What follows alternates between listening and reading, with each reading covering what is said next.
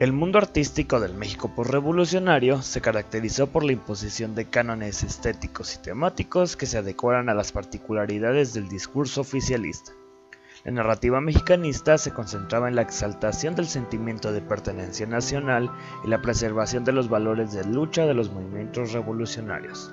Para la década de 1920, grandes figuras artísticas surgirían y terminarían por asentarse como referentes del arte mexicano del siglo XX.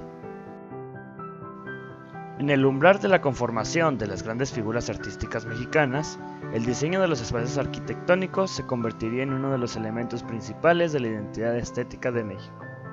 Para 1923, un joven jalisciense proveniente de los alrededores del poblado de Mazamitla se recibiría como ingeniero para iniciar una prolífica carrera profesional, convirtiéndose en el principal referente de la arquitectura mexicana del siglo XX. Luis Ramiro Barragán Morfín, nacido en 1902, contempló los frutos de su excepcional trabajo de manera tardía. En 1982 recibió el premio Pritzker, el mayor galardón de arquitectura a nivel internacional, posicionándose en la cima de la arquitectura mexicana. Su trabajo en el diseño de espacios habitacionales tuvo un papel importante en la recuperación de los elementos representativos de la arquitectura vernácula colonial y rural, al tiempo que retomaba los preceptos del estilo internacionalista de grandes figuras como Le Corbusier. Además, que logró implementar los elementos naturalistas de los lugares que pudo visitar en sus viajes europeos, como en el caso de los jardines de la Alhambra de Granada en España.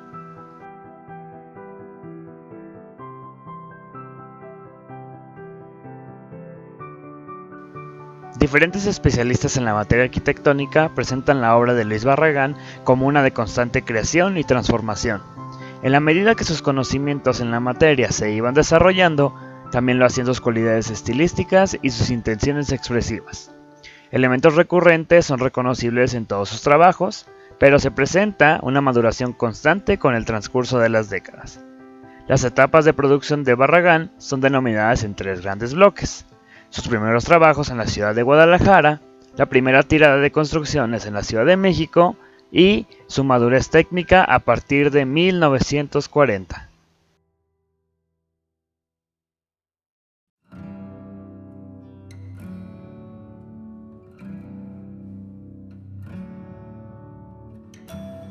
El trabajo de Luis Barragán tiende a ejemplificarse de mejor manera a través de sus producciones en la capital mexicana. Obras cumbre como la planeación de Jardines del Pedregal en San Ángel, la construcción del Templo de las Capuchinas, su injerencia en edificaciones emblemáticas de la Ciudad de México como las Torres de Satélite y la Ciudad Universitaria, así como la casa creada por él para su uso particular, son evidencias de su gran repercusión en la identidad arquitectónica del México del siglo XX.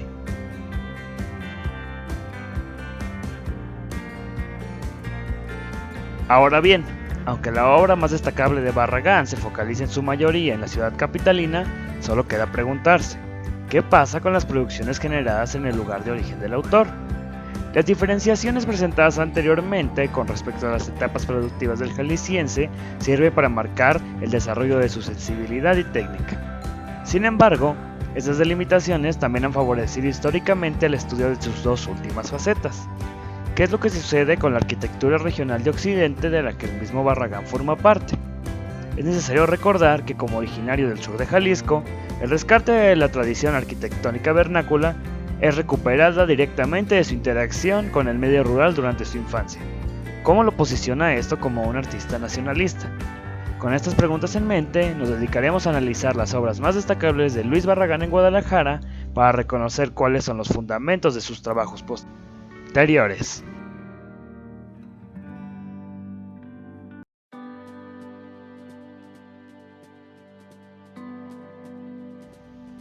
El Parque de la Revolución, o conocido popularmente en la actualidad como Parque Rojo, es una de las obras arquitectónicas de mayor coyuntura social y cultural de la sociedad tapatía.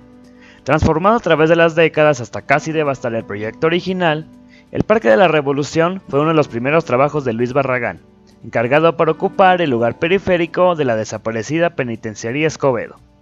Para 1934, la influencia del funcionalismo era ineludible para Barragán, por lo que su primera idea para el desarrollo de los espacios urbanos radicó en la implementación de elementos funcionales para el uso público: jardines, mobiliario urbano, juegos de agua y espacios de recreación pública. Pese a la inexistencia de algunos de los elementos originales, prevalecen rasgos característicos del espíritu teleológico del funcionalismo. Se implementan pérgolas y muros curvos, así como las claraboyas y vanos circulares. El propio kiosco conserva los elementos curvos en la baranda, al igual que las características lámparas coronadas por una esfera y un aro metálico. Elementos como la utilización del concreto para la elaboración de las sombrillas de las bancas pulidas y las fuentes circulares también reflejan la necesidad de utilizar materiales propios del entorno urbano.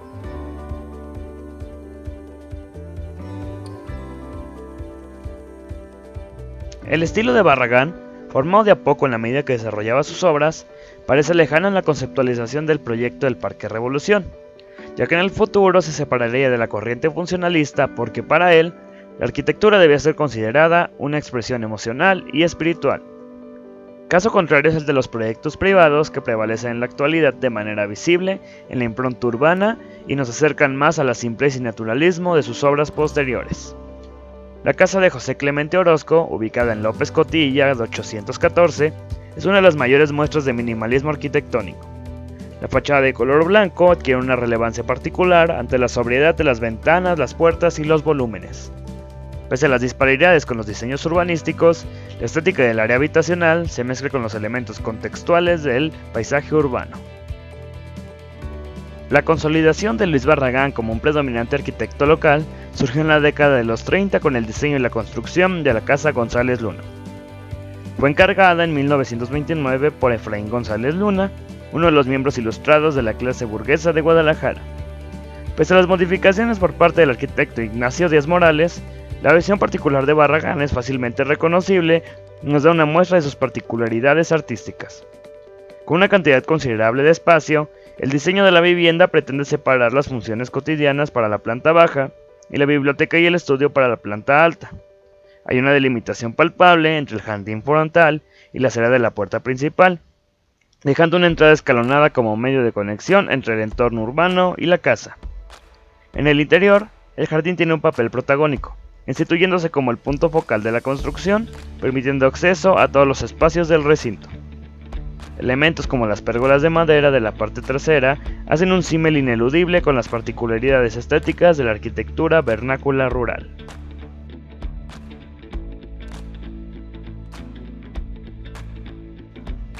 La presencia de Luis Barragán en Guadalajara, aunque interrumpida durante su estancia en Ciudad de México, trascendería sus primeras incursiones en la década de los 30.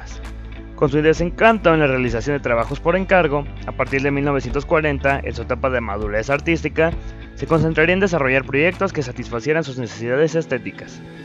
Como parte de sus nuevos derroteros, en 1955 el arquitecto volvió a Guadalajara para diseñar un proyecto fraccionario hacia el sur de la ciudad, Jardines del Bosque. Con la finalidad de proteger las zonas densamente arboladas con parques y paseos, el proyecto se enfocó en tener un corte similar a sus proyectos en el México capitalino. La implementación de una gran calzada con jardineras coronada con un templo se presentaba como un punto focal del proyecto.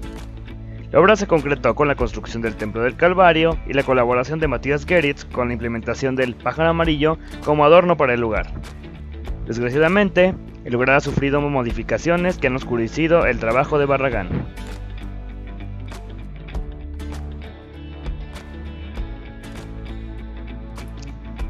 Luis Barragán, como una de las figuras más importantes del arte mexicano durante el siglo XX, requiere de una comprensión más amplia de su labor artística. Durante el desarrollo de su vida y obra, tanto su pensamiento como identidad estética fueron transformándose y adquiriendo diferentes dimensiones. El reconocimiento de la historicidad de su trabajo nos permite acercarnos de forma más compleja a su labor artística, otorgándole un nuevo significado a los espacios que compartimos colectivamente o disfrutamos en la intimidad. También es necesario reconocer la capacidad creativa de Barragán para darle una identidad regional a nuestra ciudad, transformándose progresivamente y convirtiéndose en la visión arquitectónica más importante del México del siglo XX.